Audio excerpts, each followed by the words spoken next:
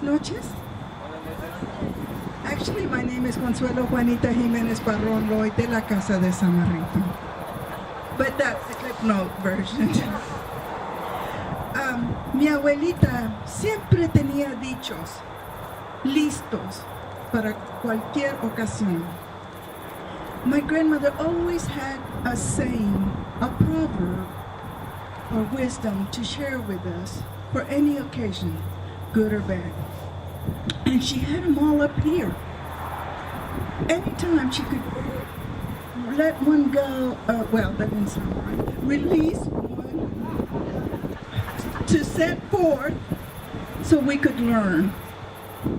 And I was so fascinated with her and her knowledge. So I used to tell people she was a walking dictionary. She had dichos for everything. And of course the one that we all grew up with as Mexican, dime con quién andas y yo te digo quién eres. Tell me who you walk with and I'll tell you who you are. I walk with storytellers. Tonight I'll be sharing a retelling of a selection from Man, Bird, and Bees from J. Frank Dobie, who, a person like me who sometimes is dyslexic, I would say Frank J. Dobie. But you know, in America you do what they tell you. And here is the story I decided to share.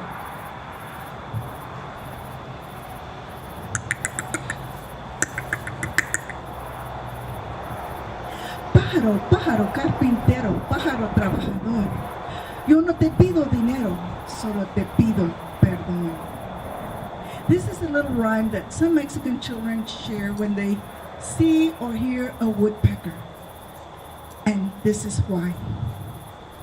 En una casa pobre, tan pobre que ni tenía techo, in a poor little house, so poor it barely had a roof, there lived a man named Juan with his family. Juan earned his living making wooden spoons out of Texas ebony trees. But Juan did not like his work. Truth be told, Juan did not even like to work at all. Un hombre bien flojo, a lazy man. Because the process of making wooden spoons was a tedious task. And so, his children would often go hungry. One day, his wife had scolded him more than ever before. And so, Juan moaned and groaned, but he picked up his axe and he went forth in la pasta, out in the pasture, in search of a Texas ebony tree. And soon enough he came upon one. He took his axe and he lifted it up and he started to cut the tree down. When suddenly, from a little hole in the tree came a woodpecker. And he said, Señor, por favor, please do not cut down my tree. My little ones have not yet learned how to fly. And Juan said, Lo siento, señor carpintero, pero si no corto este árbol, mis niños no van a comer, se van a morir de hambre. And so, Señor Carpintero understood, the woodpecker understood, that is, he knew what it was like and the responsibilities. That if Juan did not cut down the tree to make the wooden spoons, his children would die from hunger. And then Juan was surprised, not by the fact that a woodpecker had come out, not by the fact that the woodpecker could talk, but by what the woodpecker said. And he said, Señor, por favor, if you leave my home alone, you will never have to work again. A pleasant surprise for Juan when he heard, never have to work again. And, perdóname. And so this was a pleasant surprise to him. Never have to work again. And this was so good for Juan. And he said, ¿De veras, señor? And the woodpecker said, really, Juan? And the woodpecker went back into the little hole and he came out And he brought a little black purse and he dropped it. Aquí está una bolsa mágica. Here it is, a magic purse.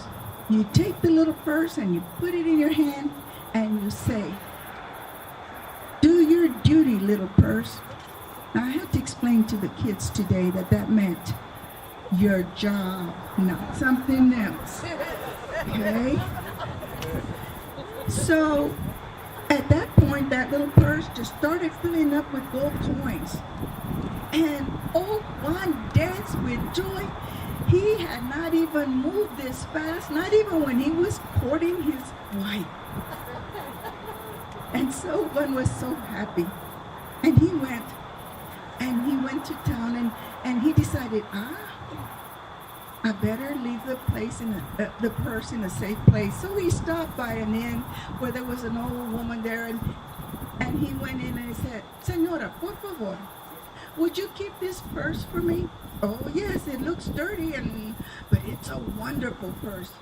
Would you keep it while I go to town?" And she said, "Sí." He said, "And señora, por favor, whatever you do, don't say, 'Do your duty, little purse.'" Well, sure enough, when Juan was gone, she did what she was told not to do. Juan came back from town and he stopped to pick up the purse, but naturalmente, naturally, the woman and the purse were gone. Juan was very sad. He went home, and the next morning he woke up, dragging a bit, moaning and groaning. But he picked up his axe and he was going to search for a small Texas ebony tree. And he decided he would go to where Señor Carpintero lived. And he went there and he took his axe and he started to cut. Señor Carpintero came out from his hole in the tree and he said, "¿Qué? What? You again?" Juan said, "Sí, señor." And then Juan told his story. Señor Carpintero said, "Only you, Juan. You are as hard-headed as a Texas ebony tree. But only you, Juan, only you could do such a thing. I will give you a gift that will teach you a lesson." And Señor Carpintero came out with this whip. "Now take this one, and when you get home, say, 'Do your duty, little whip.'" And sure enough, Juan was on his way home and he thought, could this gift be as wonderful as the first? Just to be sure, he tried. He said, "Do your duty, little purse." And that whip became a snake whip. And it chased Juan into the house, and then it chased Juan out of the house, and then back into the house, out of the house, until Juan started running out in the pasture. He climbed up a tree and the snake whip followed him all the way to the top and all the way down. Wherever Juan ran, the snake whip was right behind him, right on the heels. And then the snake whip said, "I will not stop until you go ask the woodpecker for a pardon." And Juan ran to the tree where Señor Carpintero lived. And he said, gasping, "Pájaro, pájaro, carpintero, pájaro trabajador. Yo no te pido dinero, solo te pido perdón." The woodpecker had come out to see what all the commotion was about. And he said, "Muy bien, very well. I will accept that. But Juan, de aquí adelante, from now on, you, Juan, your children's, and all the descendants will have to ask pardon of me, my children, and their descendants for causing such an inconvenience." And so, Juan listened and said, "Pájaro, pájaro, carpintero, pájaro trabajador. Yo no te pido dinero, solo te pido perdón. Woodpecker, you hard-working bird. I'm not asking for money. I'm asking for your forgiveness." And this is the little rhyme that some Texas children, Mexican Texas children, say when they hear or see El Señor Carpintero.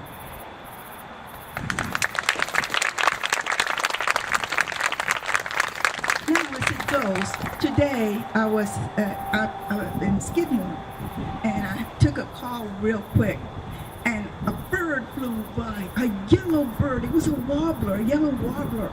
I recognized it. And then another bird came, and it went to the tree, and it went, and I thought, oh, it couldn't be. And then another one came and went, and it was 2 woodpeckers today. Gracias. Oh, by the way, if you are half Mexican and half Irish, that makes you a leprechaun.